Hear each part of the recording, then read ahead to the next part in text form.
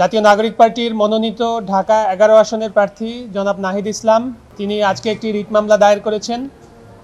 একই আসনের বাংলাদেশ জাতীয়তাবাদী দল বিএনপি মনোনীত প্রার্থী জনাব এম এ কাইয়ুম তিনি তার হলফনামায় তিনি ভানুয়াতু নামে একটি দেশের নাগরিক সেই তথ্যটি তিনি গোপন করেছেন, যেটা পরে ডিসক্লোজ হয়েছে এবং সেই তথ্যগুলো আপনারা দেখেছেন ইতিমধ্যে সোশ্যাল মিডিয়া এবং অন্যান্য মিডিয়ায় আলোচিত হয়েছে। তার পাসপোর্ট দেখা গেছে। তো জনাব নাহিদ ইসলাম আজকে সেই বিষয়টি নিয়ে, এবং আপনারা জানেন যে বাংলাদেশের সংবিধান অনুযায়ী যারা দ্বৈত নাগরিক, যারা অন্য দেশের নাগরিকত্ব গ্রহণ করেছেন, আনুগত্য গ্রহণ করেছেন, তারা সংসদ সদস্য নির্বাচনের প্রতিদ্বন্দ্বিতা করার অনুপযুক্ত।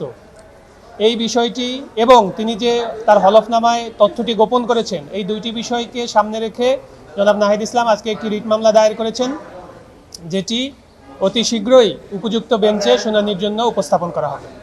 নতুন রিন গভীর থেকে পরিষ্কার করে কাপড়কে রাখে নতুনের মতো উজ্জ্বল। নতুন রিন অ্যাডভান্সড পাউডার। আমরা রিটে রুল ইস্যু চেয়েছি এবং তার যে প্রার্থীতা বহাল করা হয়েছে নির্বাচন রিটার্নিং অফিসার কর্তৃক, সেটিকে আমরা স্থগিত চেয়েছি। তিনি যখন হলফনামাটি সম্পাদন করেছেন তখন সারা পৃথিবীর মানুষের কাছেই তিনি বলেছেন যে হলফনামায় প্রদত্ত তার সকল তথ্য সঠিক এবং সত্য, কিন্তু পরবর্তীতে যখন এটা ডিসক্লোজ হয়েছে তিনি আসলে তথ্যটি গোপন করেছেন এবং তিনি বাংলাদেশের সংসদ সদস্য নির্বাচনের প্রতিদ্বন্দ্বিতা করার অনুপযুক্ত।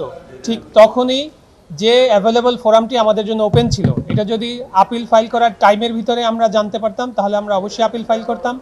যেহেতু আমরা আপিল ফাইল করার টাইমের ভিতরে এটি ডিসক্লোজ হয়নি, পরে ডিসক্লোজ হয়েছে এবং এখন অ্যাভেলেবল যে ফোরাম রিট জুরিসডিকশন সেটাতেই আমরা এসেছি।